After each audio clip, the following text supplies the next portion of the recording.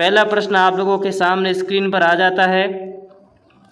अकबर ने 1567 में जब चित्तौड़ पर आक्रमण किया उस समय शासक कौन थे। हमको बताना है कि अकबर ने 1567 में जब चित्तौड़ पर आक्रमण किया उस समय शासक कौन थे। राणा प्रताप थे, उदय सिंह थे, अमर सिंह थे या करण सिंह थे। यहाँ पर आपके बी ऑप्शन राइट हो जाएगा, उदय सिंह थे। 52वां प्रश्न है, जनरल लेक किस किले को जीतने में असफल रहा। हमको बताना है। तो यहाँ पर आप लोगों के ए है बाला किला, सी अचलगढ़, सी है लोहागढ़ और डी है जयगढ़। तो यहाँ पर जो जनरल लेक है वो लोहागढ़ किले को जीतने में असफल रहा। 53वां प्रश्न है, 1857 की क्रांति के समय राजस्थान में कितनी सैनिक छावनियाँ थी। तो यहाँ पर ऑप्शन दिए गए हैं 2, 3, 4, 6। तो यहाँ पर आप लोगों को डी वाला ऑप्शन करेक्ट हो जाएगा कि 6 सैनिक छावनियाँ थी। अगला प्रश्न है, 54वां निमूसना कांड कब हुआ था। हमको बताना है कि जो अलवर के अंदर हुआ था निमूसना कांड कब हुआ था। ऑप्शन है 1902 में, 1912 में, 1925 में, 1945 के अंदर। तो यहाँ पर आप लोगों के सी ऑप्शन राइट हो जाएगा, 1925 में है वो निमूसना कांड हुआ था। अगला प्रश्न है 55वां प्रश्न, स्वतंत्रता सेनानी प्रताप सिंह बारठ की जन्मस्थली हमको बतानी है। तो ऑप्शन दिए गए हैं शाहपुरा, भीलवाड़ा, बीकानेर और जैसलमेर। तो यहाँ पर आप लोगों के भीलवाड़ा एकदम करेक्ट हो जाएगा। प्रताप सिंह की बारठ की जन्मस्थली शाहपुरा है। 56वां प्रश्न है, पृथ्वीराज रासो के अनुसार राजपूतों की उत्पत्ति हुई है। ऑप्शन ए दिया गया अग्निकुंड से, ऑप्शन बी दिया गया शकों से, ऑप्शन सी है ब्राह्मणों से और ऑप्शन डी दिया गया सिथियनों से। तो पृथ्वीराज रासो के अनुसार राजपूतों की उत्पत्ति किससे हुई है, अग्निकुंड से हुई है। तो ए वाला ऑप्शन आप लोगों के यहाँ पर करेक्ट हो जाएगा। 57वां प्रश्न है, अक्षय तृतीया किस महीने में मनाई जाती है जो अबू सावा के रूप में प्रसिद्ध है। तो हम बताना अक्षय तृतीया किस महीने में आती है हिंदू महीने में। ए है चैत्र, बी है भादो, सी है सावन और डी है वैशाख। तो यहाँ पर आप लोगों के वैशाख है वो डी वाला ऑप्शन करेक्ट हो जाएगा। चलते हैं अगले प्रश्न की तरफ, 58वें प्रश्न की तरफ। 58वां प्रश्न है आप लोगों के सामने, नुपुर आभूषण है। हमको बताना है कि जो नुपुर आभूषण है किसका है, हाथ का है, पैर का है, कलाई का है या गले का है। तो यहाँ पर आप लोगों की बी वाला ऑप्शन राइट हो जाएगा, नुपुर है वो पैर का आभूषण है। अगला प्रश्न है, नागरचोल बोली कहाँ बोली जाती है। हमको बताना है, सभी को कमेंट करके बताइए नागरचोल बोली है वो कहाँ बोली जाती है। ऑप्शन दिए गया है, ए जोधपुर, बी है बीकानेर, सी है टोंक और डी है बांसवाड़ा। तो 59वें प्रश्न के अंदर आप लोगों के सी राइट हो जाएगा। जो नागरचोल बोली है वो टोंक में बोली जाती है। अगला प्रश्न है, कटारगढ़ किस दुर्ग का अंग है। हमको बताना है तो एक कटारगढ़ है ये किस दुर्ग का अंग है। ऑप्शन ए है चित्तौड़गढ़, ऑप्शन बी है अचलगढ़, ऑप्शन सी है बदनौर, ऑप्शन डी है कुंभलगढ़। तो यहाँ पर आपके 60वें प्रश्न के अंदर है वो डी ऑप्शन राइट हो जाएगा, कटारगढ़ है वो कुंभलगढ़ दुर्ग का अंग है। अगला प्रश्न है 61वां प्रश्न, छोकेलाव महल भूरे खां की मीनार किस दुर्ग में स्थित है। तो हमको बताना है कि छोकेलाव महल और भूरे खां की मीनार किस दुर्ग में है। ऑप्शन है मेहरानगढ़ में, ऑप्शन बी है बीकानेर, बाला किला में या नाहरगढ़ के अंदर। तो यहाँ पर आप लोगों के 61वें प्रश्न के अंदर ए ऑप्शन राइट हो जाएगा, चौकेलाव महल और भूरे खां की मीनार है वो मेहरानगढ़ में स्थित है और मेहरानगढ़ का किला जोधपुर में स्थित है।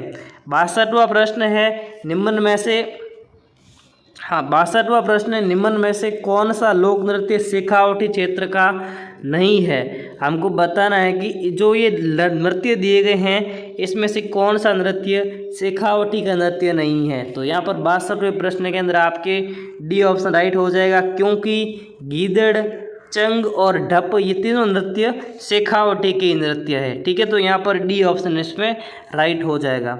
63वां प्रश्न है, निम्न में से वाद्य यंत्र रहित कौन सा नृत्य है। ऐसा कौन सा नृत्य है जो बिना वाद्य यंत्र के किया जाता है, यानी कोई भी वाद्य यंत्र इस नृत्य को करने में नहीं बजाया जाता है। ए है वालर, बी है लूर, सी है हाथीमना और डी है गैर नृत्य। तो आपके 63वें प्रश्न के अंदर वालर नृत्य हो जाएगा जो बिना वाद्य के किया जाता है।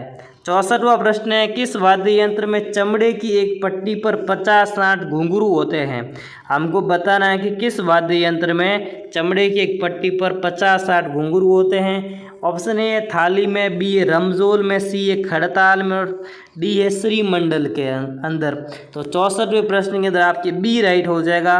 तो ये रमजोल होता है वाद्य यंत्र, इसके ऊपर क्या है, पट्टी पर 50-60 घुंघरू बंधे होते हैं। अगला प्रश्न है, जेम्स टॉड ने किन्हें वनपुत्र की संज्ञा दी है? 65वां प्रश्न है, जेम्स टॉड ने किन्हें वनपुत्र की संज्ञा दी है? ए है भीलों को, बी मीणाओं को, सी शहरिया को, डी गरासिया को। तो 65वें प्रश्न के अंदर आप लोगों के ए वाला ऑप्शन राइट हो जाएगा। जेम्स टॉड ने भीलों को है वनपुत्र की संज्ञा दी है। चलते हैं अगले प्रश्न की तरफ, 66वें प्रश्न की तरफ। हाँ, 67वां प्रश्न स्क्रीन पर। आप यदि स्क्रीन आपको सही नहीं दिख रहा है, धुंधला दिख रहा है, तो आप थोड़ी क्वालिटी को बढ़ा सकते हैं, ठीक है। 360 पर आप लोग कर सकते हैं ताकि आपको आसानी से है वो नज़र आ जाएगा। थोड़ी सी क्वालिटी से आपको कॉम्प्रोमाइज़ नहीं करना है, थोड़ी अच्छी क्वालिटी में वीडियो देखना है, ठीक है। अब देखो 66वां प्रश्न है, सवाई जयसिंह एक युग परिवर्तक शासक थे, निम्न में से कौन सा विकल्प उनसे संबंधित नहीं है? यहाँ पर नहीं को हमें करना है बैक, मतलब गोला करना है ताकि हमको याद रहे कि नहीं पूछा है। हमको ऐसी चीज़ पता करनी जो सवाई जयसिंह से संबंधित नहीं है। इन्होंने 5 वेधशालाएँ बनाई, सही है, इन्होंने बनाई। उन्होंने नक्षत्रों की शुद्ध सारणी हेतु जिज मोहम्मद शाही तैयार करवाई और 1727 में जयपुर की स्थापना की, सही है। इन्होंने मुगल बादशाह अकबर की सेवा की। तो यहाँ पर हम लोग देख लेते हैं 66वें प्रश्न के अंदर आप लोगों के ये सब सही है, लेकिन इन्होंने अकबर की सेवा है वो नहीं की थी क्योंकि अकबर में काल में नहीं हुए थे, ठीक है। आप लोगों को याद होना चाहिए औरंगजेब के ये काल में हुए थे, अकबर के काल में ये नहीं हुए थे। तो यहाँ पर डी वाला ऑप्शन आप लोगों के करेक्ट हो जाएगा, ठीक है। अगला प्रश्न है, जूनागढ़ प्रशस्ति के बीकानेर के इतिहास से संबंधित इसके लेखक कौन थे? बहुत इंपॉर्टेंट प्रश्न पूछा है, एग्जाम में रिपीट हो सकता है मेरे साथियों, ऐसे प्रश्नों को नहीं छोड़ना है, ठीक है। जूनागढ़ प्रशस्ति बीकानेर से संबंधित है, तो इसके लेखक हमको बताना है कौन थे। तो 67वें प्रश्न के अंदर आप लोगों को ए वाला ऑप्शन राइट हो जाएगा। जो जैता है वो जूनागढ़ प्रशस्ति के क्या थे? लेखक थे, ठीक है। 67वें प्रश्न के अंदर ए वाला ऑप्शन राइट हो जाएगा। और यदि कोई प्रश्न का उत्तर गलत बता देता हूं मैं, तो आप कमेंट करके मुझे बता सकते हैं, कोई संकोच की बात नहीं है, गलती हो जाती है, ठीक है। किसी प्रश्न का उत्तर यदि गलत आ जाता है, गलती वश भी, मैं पूरी कोशिश करता हूं सही बताऊं, लेकिन यदि मुझे नहीं याद रहता है तो आप लोग सही बता देना, ठीक है, कमेंट बॉक्स के अंदर। 68वां प्रश्न है, मुस्लिम इतिहासकारों ने किस चौहान शासक को राय पिथौरा संबोधित किया है? हमको बताना है। 68वां प्रश्न है, मुस्लिम इतिहासकारों ने किस चौहान शासक को राय पिथौरा से संबोधित किया है? तो यहाँ पर आप लोगों को बीसल देव, अनुराज, सी अजय राज, डी है पृथ्वीराज, यहाँ पर तृतीय राइट हो जाएगा। इनको है वो राय पिथौरा से संबोधित किया है। रणथंभौर के पतन पर किसने कहा? 69वां प्रश्न है, रणथंभौर के पतन पर किसने कहा कि कुफ्र का गढ़ इस्लाम का घर हो गया है? तो यहाँ पर ए ऑप्शन है अबुल फजल, बी अमीर खुसरो, सी अलबरूनी, डी है बदायूनी। तो 69वें प्रश्न के अंदर आप लोगों के है वो अमीर खुसरो यहाँ पर राइट हो जाएगा। उसने ही कहा कि कुफ्र का गढ़ इस्लाम का घर हो गया है जब रणथंभौर का पतन हुआ था, ठीक है। 70वां प्रश्न है, किस राजपूती शासक की मृत्यु पर मुगल सम्राट औरंगजेब ने कहा कि आज कुफ्र का दरवाज़ा टूट गया है? बहुत इंपॉर्टेंट प्रश्न है। जो ये कथन है विभिन्न शासकों के द्वारा दिए गए हैं, ये बहुत इंपॉर्टेंट रोल रखते हैं एग्जाम के अंदर, एक न एक कथन है वो पूछा ही जाता है, तो आप लोगों को बहुत याद रखना है और इम्पोर्टेंट प्रश्न है। किस राजपूती शासक की मृत्यु पर मुगल सम्राट औरंगजेब ने कहा कि आज कुफ्र का दरवाज़ा टूट गया है? तो 70वें प्रश्न के अंदर आप लोगों के सी वाला ऑप्शन राइट हो जाएगा। जसवंत सिंह की मृत्यु पर ऐसा कहा था औरंगजेब ने, ठीक है। अगला प्रश्न है, गंधर्व 22 किस कच्छावास शासक के दरबार में की शोभा बढ़ाते थे? तो यानी 22 विद्वान रहते थे, तो वो किस कच्छावास शासक के दरबार में रहते थे? ये ऑप्शन है जगत सिंह, ईश्वरी सिंह, सी माधो सिंह और डी है प्रताप सिंह। तो 71वें प्रश्न के अंदर आपके डी राइट हो जाएगा।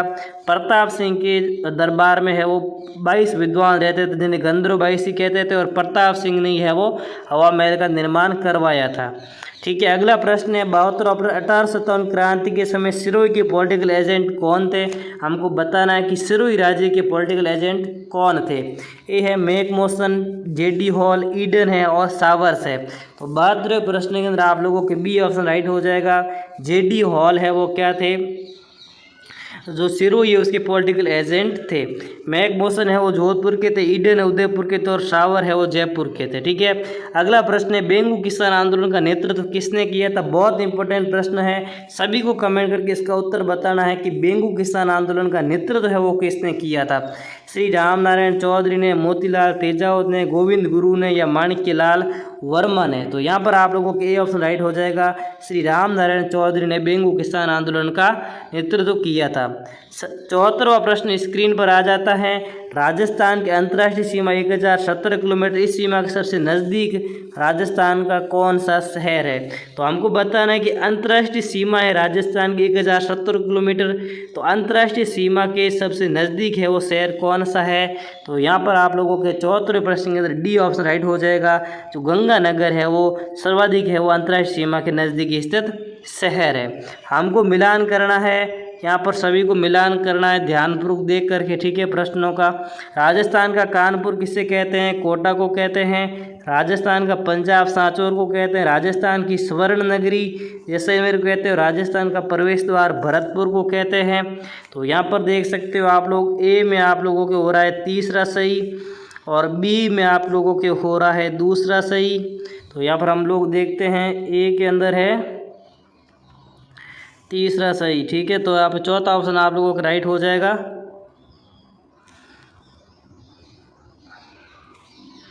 देखिए साथ वापस देख लेते हैं। राजस्थान का कानपुर कोटा को कहा जाता है।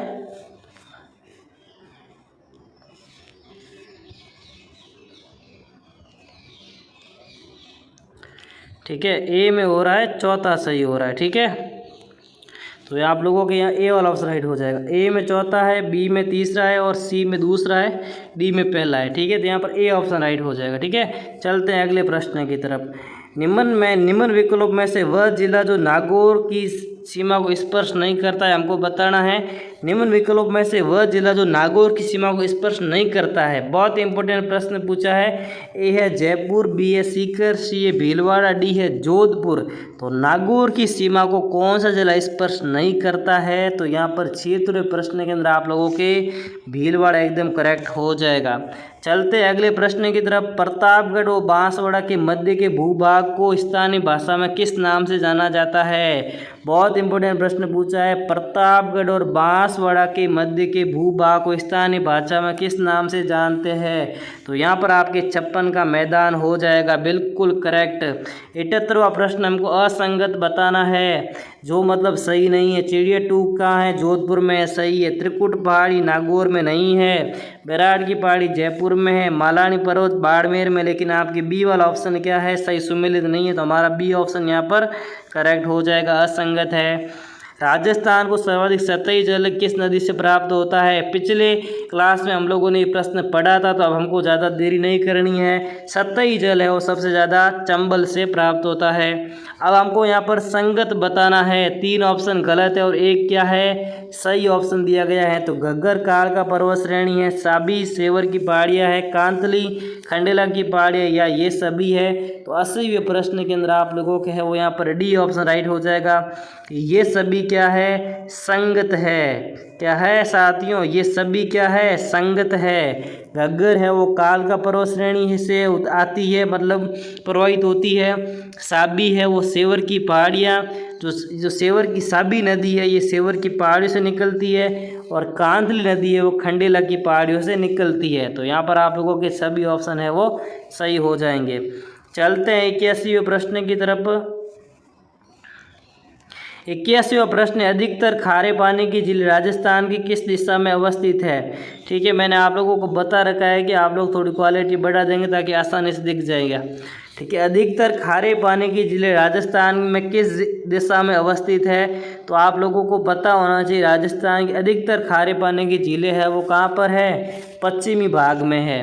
82वां प्रश्न है, भाखड़ा नागल परियोजना से लाभान्वित राजस्थान के जिले कौन से हैं? ऑप्शन है बांसवाड़ा, बी है डूंगरपुर, सी है भीलवाड़ा और डी गंगानगर। तो यहाँ पर 82वें प्रश्न के अंदर आप लोगों को डी ऑप्शन राइट हो जाएगा।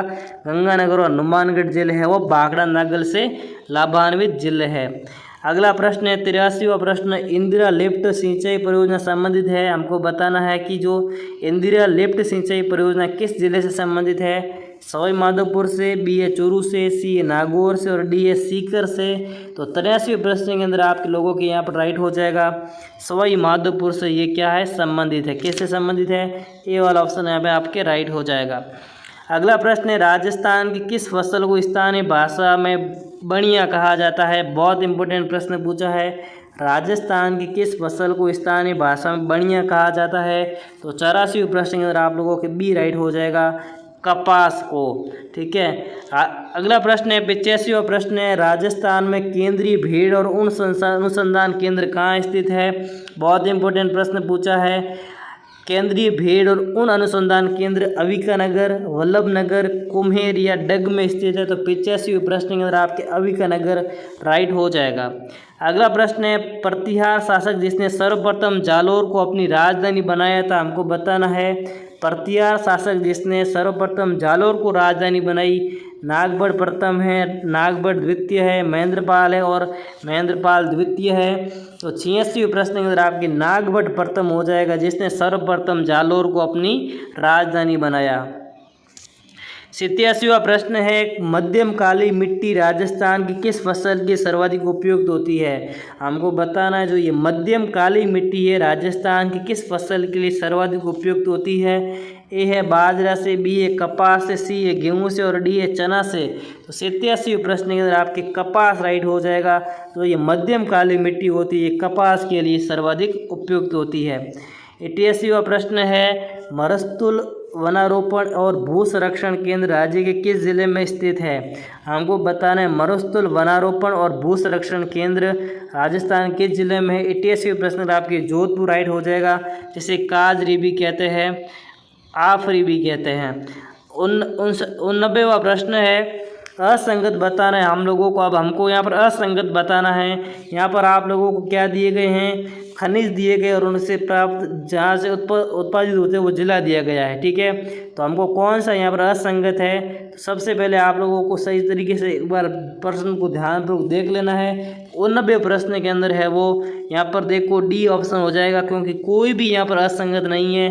तांबड़ा कहाँ मिलता है? टोंक में, सही बात है। फेल्सपार अजमेर में मिलता है, बेरिलियम उदयपुर में प्राप्त होता है। तीनों ऑप्शन क्या है? सही है। 90वां प्रश्न स्क्रीन पर आ जाता है, प्रथम खिलजी सुल्तान जिसने रणथंबोर दुर्ग पर आक्रमण किया वह था। हमको बताना है सबसे पहले खिलजी सुल्तान कौन था जिसने रणथंबोर पर आक्रमण किया था। बहुत इंपॉर्टेंट प्रश्न 90वां प्रश्न है। तो 90वें प्रश्न के अंदर आप लोगों के है वो साथियों सभी के ए ऑप्शन राइट हो जाएगा। जलालुद्दीन खिलजी था जिसने सबसे पहले है वो आक्रमण किया था रणथंबोर पर। उसके बाद में अलाउद्दीन ने किया था 1301 के अंदर। ठीक है। अगला प्रश्न 91वां प्रश्न आ जाता है स्क्रीन पर, निम्नांकित में से कौन सा राज्य था जिसने कभी मुगलों के विरुद्ध मेवाड़ के महाराणा प्रताप से संधि नहीं की थी? हमको इम्पोर्टेंट प्रश्न, बहुत इंपॉर्टेंट प्रश्न है ये। देखो, निम्नांक में से कौन सा राज्य था जिसने कभी मुगलों के विरुद्ध मेवाड़ के महाराणा प्रताप से संधि नहीं की थी? भाई मुगलों के विरुद्ध संधि नहीं की थी मेवाड़ के महाराणा प्रताप से। 91वें प्रश्न के अंदर आप लोगों के डी राइट हो जाएगा, बी ऑप्शन राइट हो जाएगा। 92वां प्रश्न है, निम्नलिखित लोक देवताओं को उनके उपनाम के साथ सम्मिलित कीजिए। तो हमको बताना है उपनामों के साथ में सम्मिलित करना है।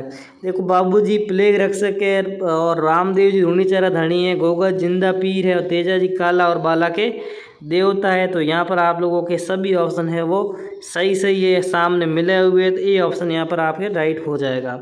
चलते हैं 93वें प्रश्न की तरफ। राजस्थान के एकमात्र ऐसे लोक देवता जिनकी मूर्ति न होकर काष्ठ का एक तोरण होता है। बहुत इंपॉर्टेंट प्रश्न पूछा है, एग्जाम में ये प्रश्न आ सकता है। 100% चांस है साथियों। अभी तक यदि चैनल को सब्सक्राइब नहीं कर रहे ना, कर लेना। ठीक है। और वीडियो देख रहे हो और यहाँ तक आ गए हो लास्ट तक, तो लाइक ज़रूर कर देना, ठीक है। और क्लास कैसी लग रही है कमेंट करके ज़रूर बताना, ठीक है मेरे साथियों, ठीक है। क्योंकि मैं आप लोगों का टाइम ख़राब नहीं करना चाहता। बाकी मैं भी आप लोगों को विस्तृत पढ़ा सकता हूँ, बीच में शायरियाँ बोल सकता हूँ, टाइम ले सकता हूँ आप लोगों का, लेकिन मुझे पता है टाइम बहुत कीमती है, इसलिए मैं आप लोगों को जल्दी से रिवीजन करवा रहा हूँ, ताकि आप लोग 50 प्रश्न के पढ़ने के बाद में किसी और विषय को पढ़ो आराम से। राजस्थान के एकमात्र ऐसे लोक देवता जिनकी मूर्ति न होकर काष्ठ का एक तोरण होता है, तो यहाँ पर 93 प्रश्न के अंदर आपके मामादेव राइट हो जाएगा। मामादेव की मूर्ति है वो नहीं होती है, काष्ठ का क्या होता है, तोरण होता है। 94वां प्रश्न है, जैन एवं भीलों के श्रद्धा के केंद्र केसरिया नाथ जी का मेला कहाँ लगता है? हमको बताना है केसरिया नाथ जी का मेला कहाँ लगता है, धुलेव में, उदयपुर में, एकलिंग जी या बेणेश्वर के अंदर। तो 94वां प्रश्न के अंदर आपके धुलेव यहाँ पर राइट हो जाएगा। धुलेव आप सर्च करें ना, मुझे जानकर नहीं धुलेव किस जिले में अंदर है, तो आप लोग कमेंट करके जरूर बता देना, ठीक है, धुलेव किस जिले में। अगला प्रश्न है, चैत्र माह में अंतिम नवरात्र के रूप में कौन सा त्यौहार मनाया जाता है? हमको बताना है कि चैत्र माह में अंतिम नवरात्र के दिन कौन सा त्यौहार आता है।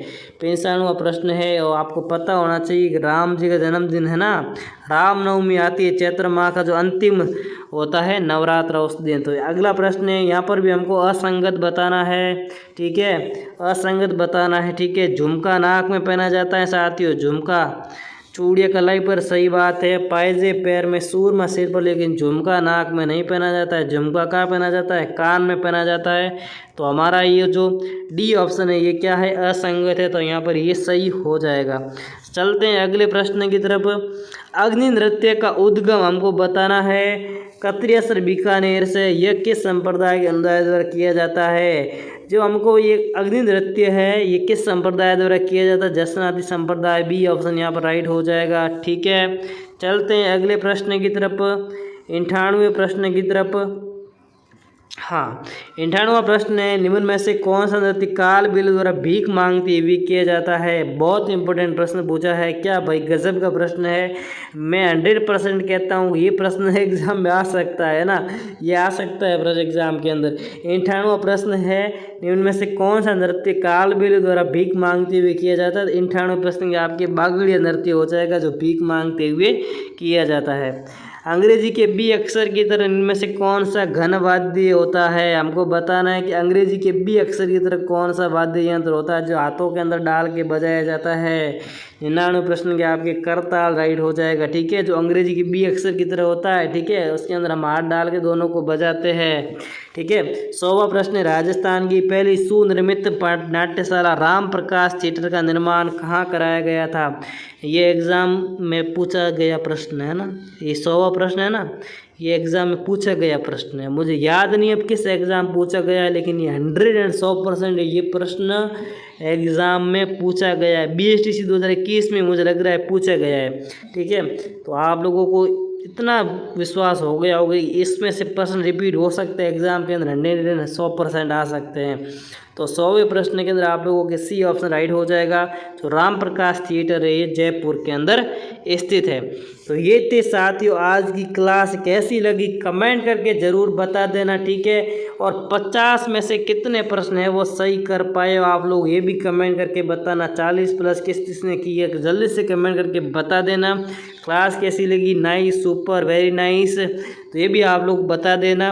और चैनल पर पहली बार आए तो चैनल को सब्सक्राइब कर देना, बेल आइकन प्रेस कर देना, और अन्य विषयों के मॉडल पेपर चाहते हो तो कमेंट जरूर कर देना। मिलते हैं अगली क्लास के अंदर, तब तक के लिए पढ़ते रहिए, मस्त रहिए, खुश रहिए। जय हिंद, जय भारत, जय जय राजस्थान।